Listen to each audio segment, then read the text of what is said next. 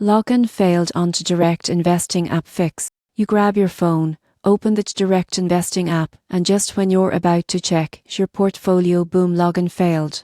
It's a common problem, but the surprising truth is that most login issues are easy to fix with a few simple steps. Start by checking your internet connection. This app needs a stable and secure network to verify your login. If you're on Wi-Fi, try switching to mobile data or vice versa. You can also reset your signal by toggling airplane mode on and off. Next, make sure your app is up to date. Go to the App Store or Google Play, search Direct Investing, and select Update if available. Old app versions often stop syncing properly with security system. Then, recheck your login credentials. Many users mix up their Canada Trust and Direct Investing details. They're not always the same. Type your username and password manually, and if you can't remember them, tap Forgot Password to reset them safely. If you're still getting the error, clear the app's cache. On Android, go to Settings, Apps, Direct Investing, Storage, Clear Cache. On iPhone, uninstall and reinstall the app. It clears out corrupted files that might be blocking your login.